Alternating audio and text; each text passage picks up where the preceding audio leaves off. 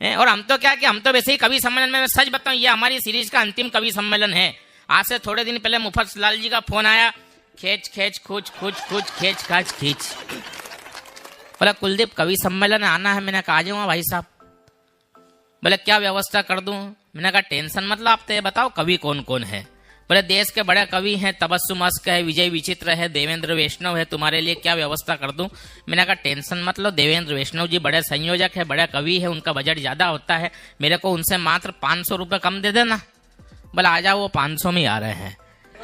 कई बार दिक्कत ये, अकेले मत बजाओ, यहाँ तो सब बजाओ, यहाँ कोई मत बजाओ, ऐसे भी कर लेंगे अपन, बगैर ताली का भी होता कवि सम्मेलन देश में। कोई टेंशन वाला मामला नहीं है साहब। पैसा ऐसे मायने नहीं रखता है, हमारे लिए मायने रखता है आपका प्रेम। और मैंने क्या कहा कि मैंने कुलदीप रंगीला ने आज से 10 वर्ष पहले अपने जीवन में जब कवि सम्मेलन का शुभारंभ किया था, कवि सम्मेलन की शुरुआत की थी मुफतलाल जी, तो पहला कवि सम्मेलन अगर कहीं पड़ा था तो आपके वृंदावन में पड़ा था। उस कवि सम्मेलन में मुझे कोई बहुत बड़ा लिफाफा नहीं मिला था साहब। उस कवि सम्मेलन में मुझे मात्र 500 रुपए का लिफाफा मिला था। आज आप हिंदुस्तान के बड़े मंचों पर जाते हैं, संस्कृति विभाग के कवि सम्मेलन पढ़ते हैं, हमें 20,000, 30,000, 50,000 तक के लिफाफे मिलते हैं। लेकिन सच कहूं, उस 500 रुपए के लिफाफे की कीमत इन लिफाफों से बहुत बड़ी थी, क्योंकि वो मेरे जीवन का पहला लिफाफा था। और बाबूलाल जी, जिस समय वो लिफाफा मुझे प्राप्त हुआ, मैंने उसी समय संकल्प लिया, उसी समय कसम खाई कि कवि सम्मेलन से मुझे कितना भी धन प्राप्त हो, कितनी भी राशि प्राप्त हो, कवि सम्मेलन का पैसा मैं कभी स्वयं के लिए इस्तेमाल नहीं करूंगा, बल्कि कवि सम्मेलन के पैसों से मैं 2 गरीब बच्चों का पालन पोषण करूंगा। और आज भी कवि सम्मेलन के पैसों से मैं 2 गरीब बच्चों का पालन पोषण करता हूं। हालांकि वो 2 बच्चे मेरे खुद के ही हैं। क्यों अकेले मेहनत कर रहे हो? ताली तो बज नहीं रही है, वो नहीं है, यार ढंग से बजा, मूड में आ जाओ। अभी तक जो हुआ सो हुआ। क्या होता है, एक ढंग की फिल्म देखना ना तो अपने को एक आधा ले जाओ इनको साथ में यार।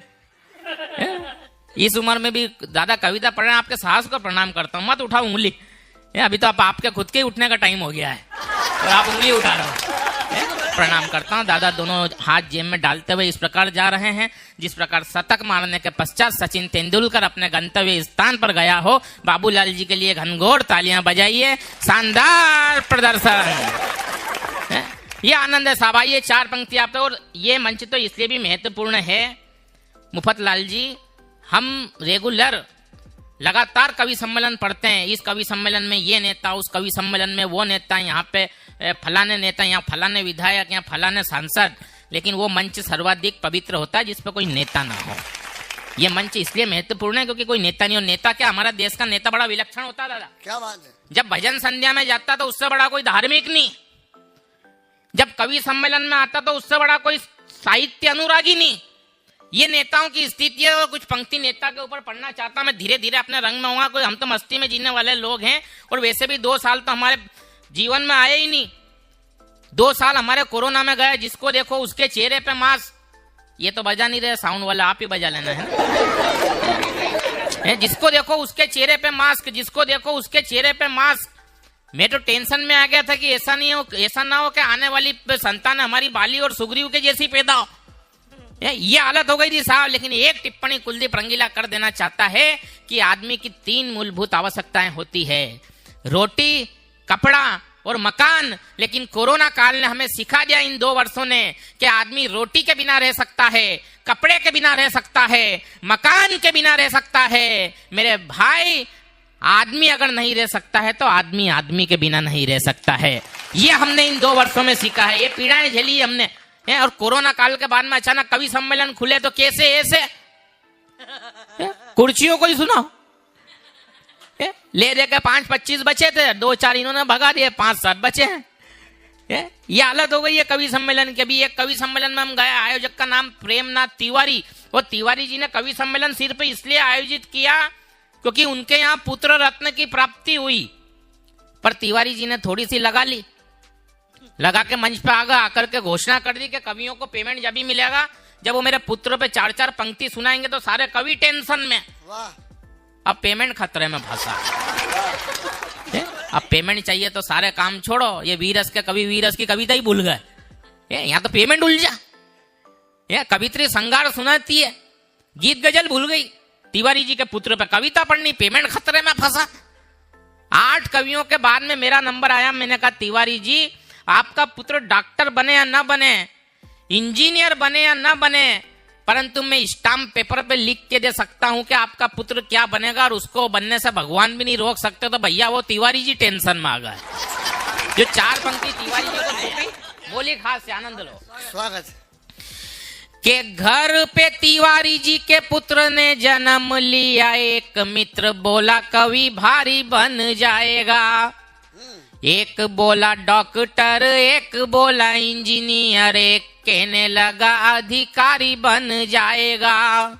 तो मैं बोला न डॉक्टर और ना ही इंजीनियर, ना कवि भारी ना पटवारी बन पाएगा।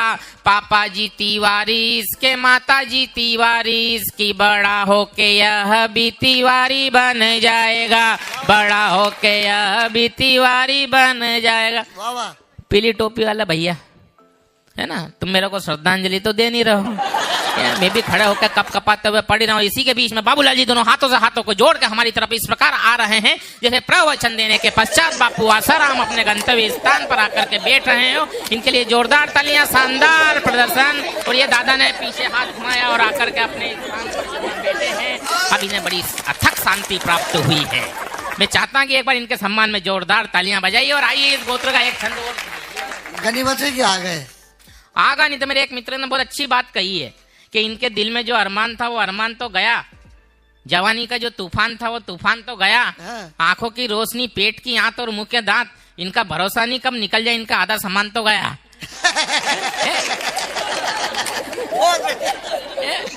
ये सच्चाई है साहब। लेकिन मैं बताऊं, आप तो मस्ती के मूड में सुनो, कोई लोड नहीं है। लेकिन ये जो कवि सम्मेलन है, ये आपका श्रेष्ठ कवि सम्मेलन है, क्योंकि इसमें श्रोता भी हैं, वो सब श्रेष्ठ हैं। और आपने जिन कवियों को भी बुलाया सब लोकप्रिय कवि हैं। लोकप्रिय कवि वो नहीं होता है साहब जो लोगों को प्रिय है, लोकप्रिय कवि वो होता है जिसको लोकी प्रिय है। इन समस्त कवियों को लोकी प्रिय है। मैं आपके बीच में खड़ा हुआ हूँ, हिंदुस्तान का सबसे बड़ा कवि सम्मेलन।